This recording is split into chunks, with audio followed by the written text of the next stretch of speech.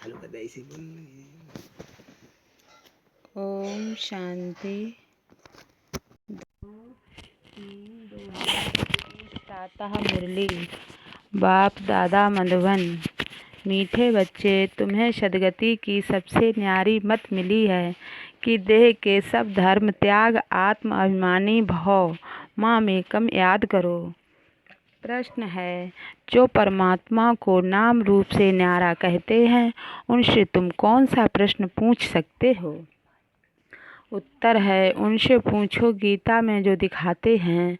अर्जुन को अखंड ज्योति स्वरूप का साक्षात्कार हुआ, बोला बस करो हम सहन नहीं कर सकते। तो फिर नाम रूप से न्यारा कैसे कहते हो? बाबा कहते हैं मैं तो तुम्हारा बाप हूँ। बाप का रूप देखकर बच्चा खुश होगा, वह कैसे कहेगा मैं सहन नहीं कर सकता हूँ। गीत है तेरे द्वार खड़ा। ओम शांति। भक्त कहते हैं हम बहुत कंगाल बन गए हैं, हे बाबा हम सबकी झोली भर दो। भगत गाते रहते हैं जन्म बाई जन्म सतयुग में भक्ति होती नहीं, वहाँ पावन देवी देवता होते हैं। भक्तों को कभी देवता नहीं कहा जाता है। जो स्वर्गवासी देवी देवता होते हैं वह फिर पुनर्जन्म लेते लेते नरकवासी पुजारी भगत कंगाल बनते हैं। बाप बैठ बच्चों को समझाते हैं, बाप को एक भी मनुष्य नहीं जानते। बाप जब आए तब आकर अपना परिचय देवे। भगवान को ही बाबा कहा जाता है। सब भक्तों का है एक भगवान, बाकी सब हैं भगत। चर्च आदि में जाते हैं तो जरूर भक्त ठहरे ना। इस समय सब पतित तमो प्रधान हैं, इसलिए सब पुकारते हैं हे पतितों को पावन बनाने वाले आओ, हे बाबा हम भक्तों की झोली भर दो। भक्त भगवान से धन मांगते हैं, तुम बच्चे क्या मांगते हो? तुम कहते हो बाबा हमको स्वर्ग का मालिक बनाओ। वहाँ तो अथाह धन होता है, हीरे जवाहरात के महल होते हैं। अभी तुम जानते हो हम भगवान द्वारा राजाई का वर्षा पा रहे हैं। यह सच्ची गीता है, वह गीता नहीं, वह तो पुस्तक आदि भक्ति मार्ग के लिए बनाए हैं। उनको भगवान ने ज्ञान नहीं दिया। भगवान तो इस समय नर से नारायण बनाने के लिए राजयोग सिखाते हैं।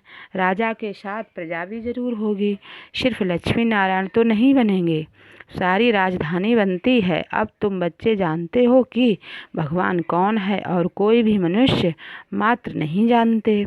बाप कहते हैं तुम कहते हो ओ गॉड फादर, तो बताओ तुम्हारे गॉड फादर का नाम रूप देश काल क्या है? न भगवान को जानते न उनकी रचना को जानते हैं।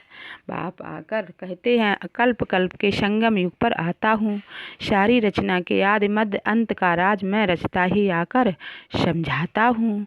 कई तो कहते हैं वह नाम रूप से न्यारा है, वह आ नहीं सकता। तुम जानते हो बाप आया है। शिव जयंती भी निराकार की गाई जाती है, तो कृष्ण जयंती भी गाई जाती है। अब शिव जयंती कब होती है वह मालूम होना चाहिए ना। जैसे क्रिश्चियन को मालूम है कि क्राइस्ट का जन्म कब हुआ, क्रिश्चियन धर्म कब स्थापन हुआ, यह तो है भारत की बात। भगवान भारत की झोली कब भरते हैं? भगत पुकारते हैं हे भगवान झोली भर दो, इस सदगति में ले जाओ, क्योंकि हम दुर्गति में पड़े हैं, तमो प्रधान हैं। आत्मा ही शरीर के साथ भोगती है। कई मनुष्य साधु संत आदि कहते हैं कि आत्मा निर्लेप है, कहते भी हैं कि अच्छे व बुरे संस्कार आत्मा में रहते हैं, उस आधार पर आत्मा जन्म लेती है। फिर कहते हैं आत्मा तो निर्लेप है। कोई भी बुद्धिमान मनुष्य नहीं जो समझाए। इसमें भी अनेक मत हैं, जो घर से रूठते हुए शास्त्र बना देते।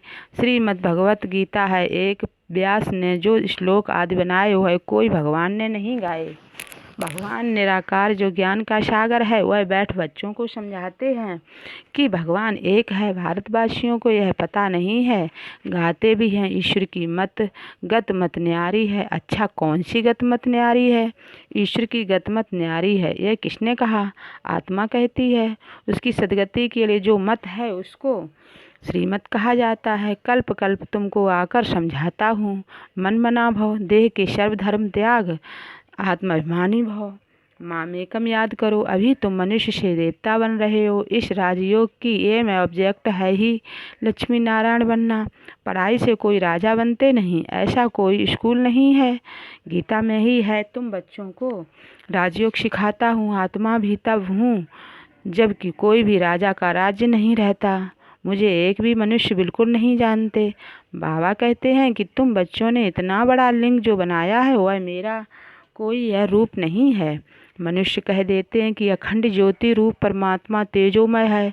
अर्जुन ने देखकर कहा, बस करो, मैं सहन नहीं कर सकता हूँ। अरे बच्चा, बाप का रूप देखकर सहन न कर सके यह कैसे हो सकता है? बच्चा तो बाप को देख खुश होगा ना।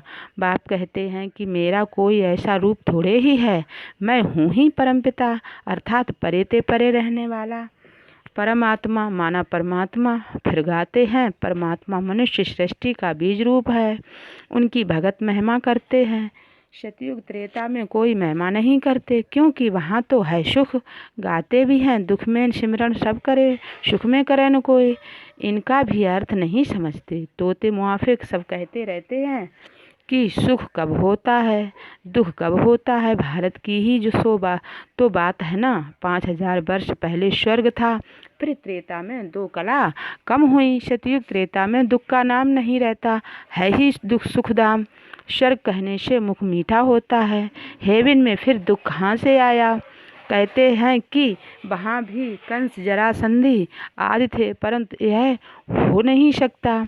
भक्त समझते हैं कि हम नौदा भक्ति करते हैं तो दीदार होता है, दीदार होना गोया हमको भगवान मिला। लक्ष्मी की पूजा की, उनका दर्शन हुआ, बस हम तो पार हो गए।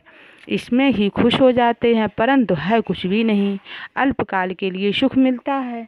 दर्शन हुआ खल्लास, ऐसे तो नहीं मुक्ति जीवन मुक्ति को पा लिया, कुछ भी नहीं। बाबा ने सीढ़ी पर भी समझाया है, भारत ऊंचते ऊंच था, भगवान भी ऊंचते ऊंच है।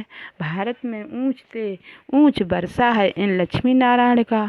जब स्वर्ग था सतो प्रधान थे, फिर कलयुग अंत में सब तमो प्रधान होते हैं। पुकारते हैं हम बिल्कुल पतित हो गए हैं। बाप कहते हैं कि मैं कल्प के संगम युग पर आता हूँ तुमको राजयोग सिखाने। मैं जो हूँ जैसा हूँ मुझे यथार्थ रीति कोई नहीं जानते। तुम्हारे में भी नंबरवार पुरुषार्थ अनुसार जानते हैं। सीढ़ी वाला चित्र दिखाना है, यह भारत की सीढ़ी है। सतयुग में देवी देवता थे, 5000 वर्ष पहले भारत ऐसा था। शास्त्रों में लाखों वर्ष का कल्प लिख दिया है। बाप कहते हैं कि लाखों वर्ष का नहीं, कल्प 5000 वर्ष का है। सतयुग त्रेता नई दुनिया, द्वापर कलयुग पुरानी दुनिया, आधा आधा होता है ना। नई दुनिया में तुम भारतवासी थे। बाप समझाते हैं, मीठे बच्चे, अभी तुम अपने जन्मों को नहीं जानते हो, बाकी कोई रथ आदि की बात नहीं है। कृष्ण तो सतयुग का प्रिंस है, कृष्ण का वह रूप सिवाय दिव्य दृष्टि के देखा नहीं जाता। यह चैतन्य रूप से तो सतयुग में थे, फिर कब वह रूप मिल नहीं सकता, फिर तो नाम रूप देश काल बदल जाता है। 84 जन्म लेते हैं, 84 जन्मों में 84 माँ बाप मिलते हैं, भिन्न भिन्न नाम रूप ऑक्यूपेशन होता है। अब यह भारत की ही सीढ़ी है, तुम हो अभी ब्राह्मण कुलभूषण। बाप ने कल्प पहले भी आकर तुमको देवी देवता बनाया था, वहाँ तुम सर्वोत्तम कर्म करते थे, तुम सदा सुखी थे। 21 जन्म, फिर तुमको इस दुर्गति में किसने पहुँचाया? मैंने कल्प पहले तुमको सदगति दी थी, फिर 84 जन्म लेते जरूर उतरना पड़े। सूर्यवंशी में 8 जन्म, चंद्रवंशी में 12 जन्म, फिर ऐसे उतरते आए हो। तुम ही सो पूज्य देवता थे, तुम ही पुजारी पतित बनो हो। भारत अब कंगाल है। भगवान उवाच, तुम जो 100% पवित्र और solvent ever healthy ever wealthy थे, कोई रोग दुख की बात नहीं थी, सुख धाम था। उनको कहते हैं गार्डन ऑफ अल्लाह। अल्लाह ने बगीचा स्थापन किया, जो देवी देवता थे वह अब कांटे बने हैं। अब जंगल बन गया है, जंगल में कांटे लगते हैं। बाप कहते हैं काम महाशत्रु है, इन पर जीत पहनो। इसने आदि मध्य अंत तुमको दुख दिया है। 1-2 पर काम कटारी चलाना ये सबसे बड़ा पाप है। बाप बैठ अपना परिचय देते हैं कि मैं परम धाम में रहने वाला परम आत्मा हूँ। मुझे कहते हैं मैं सृष्टि का बीज रूप परम आत्मा, मैं सबका बाप हूँ। सभी आत्माएं बाप को पुकारती हैं कि हे परम पिता परमात्मा, जैसे तुम्हारी आत्मा स्टार मिसल है, बाबा भी परम आत्मा स्टार हैं, छोटा बड़ा नहीं है। बाप कहते हैं मैं अंगूठे मिसल भी नहीं हूँ। मैं परमात्मा हूँ, तुम सबका बाप हूँ। उसको कहा जाता है सुप्रीम सोल, नॉलेजफुल। बाप समझाते हैं, मैं नॉलेजफुल मनुष्य सृष्टि के झाड़ का बीज रूप हूँ। मुझे भक्त लोग कहते हैं कि परमात्मा सच्चित आनंद स्वरूप है। वह ज्ञान का सागर है, सुख का सागर है। महिमा कितनी है, अगर नाम रूप देश काल नहीं तो पुकारेंगे किसको। साधु संत आदि सब तुमको भक्ति मार्ग के शास्त्र सुनाते हैं। मैं तुमको आकर राजयोग सिखाता हूँ। बाप समझाते हैं कि तुम पतित पावन मुझ ज्ञान सागर बाप को कहते हो। तुम भी मास्टर ज्ञान सागर बनते हो। ज्ञान से सद्गति मिल जाती है। भारत को सद्गति बाप ही देंगे। सर्व का सद्गति दाता एक है, सर्व की दुर्गति फिर कौन करता है। रावण, अब तुमको यह कौन समझा रहे हैं। यह है परमात्मा। आत्मा तो एक स्टार मिसल अति सूक्ष्म है। परमात्मा भी ड्रामा में पार्ट बजाता है। क्रिएटर, डायरेक्टर, मुख्य एक्टर हैं। बाप समझाते हैं कि ऊंच से ऊंच पाठधारी कौन है। ऊंच से ऊंच भगवान, जिसके साथ तुम आत्माएं बच्चे सब रहते हो। कहते भी हैं कि परमात्मा सबको भेजने वाला है। यह भी समझने की बात है। ड्रामा तो अनादि बना हुआ है। बाप कहते हैं कि मुझे तुम कहते हो ज्ञान का सागर, सारी सृष्टि के आदि मध्य अंत को जानने वाला। अभी है जो शास्त्र आदि पढ़ते हैं, इनको बाप जानते हैं। बाप कहते हैं कि मैं प्रजापिता ब्रह्मा के द्वारा सभी शास्त्रों का सार आकर बताता हूँ। दिखाते हैं कि विष्णु की नाभि से ब्रह्मा निकला, तो कहाँ निकला। मनुष्य तो जरूर यहाँ ही होंगे ना।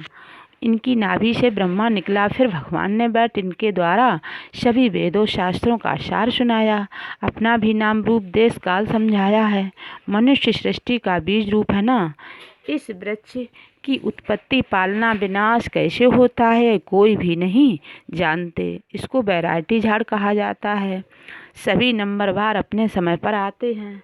पहले नंबर में देवी देवता धर्म की स्थापना कराता हूँ, जबकि वह धर्म नहीं है।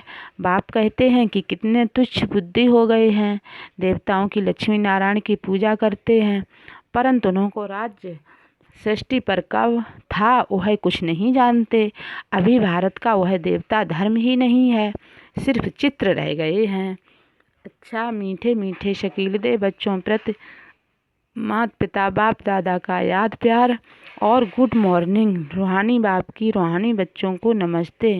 हम रूहानी बच्चों की रूहानी बाप दादा को नमस्ते नमस्ते, गुड मॉर्निंग। शुक्रिया बाबा, शुक्रिया। धारणा के लिए मुख्य सार। पहला पॉइंट है मास्टर ज्ञान सागर बन पतित से पावन बनाने की सेवा करनी है। बाप ने जो सब शास्त्रों का सार सुनाया है वह बुद्धि में रख सदा हर्षित रहना है। दूसरा पॉइंट है एक बाप की श्रीमत हर पल पालन करना है। देह के सब धर्म त्याग आत्म अभिमानी बनने की मेहनत करनी है। वरदान है अपने दिव्य अलौकिक जन्म की स्मृति द्वारा मर्यादा की लकीर के अंदर रहने वाले मर्यादा पुरुषोत्तम भव। अपने दिव्य अलौकिक जन्म की स्मृति द्वारा मर्यादा के लकीर के अंदर रहने वाले मर्यादा पुरुषोत्तम भव। सार है जैसे हर कुल के मर्यादा की लकीर होती है, ऐसे ब्राह्मण कुल के मर्यादाओं की लकीर है। ब्राह्मण अर्थात दिव्य और अलौकिक जन्म वाले मर्यादा पुरुषोत्तम। वे संकल्प में भी किसी आकर्षण बस मर्यादाओं का उल्लंघन नहीं कर सकते। जो मर्यादा की लकीर का संकल्प में भी उल्लंघन करते हैं वो बाप के सहारे का अनुभव नहीं कर पाते। बच्चे के बजाय मांगने वाले भक्त बन जाते हैं। ब्राह्मण अर्थात पुकारना मांगना बंद कभी भी। प्रकृति व माया के मोहताज नहीं, वे सदा बाप के सरताज रहते हैं। स्लोगन है शांति दूत बन अपनी तपस्या द्वारा विश्व में शांति की किरणें फैलाओ। शांति दूत बन अपनी तपस्या द्वारा विश्व में शांति की किरणें फैलाओ। Om Shanti, Om Shanti. Thank you for watching my video. Please like, share and subscribe my channel.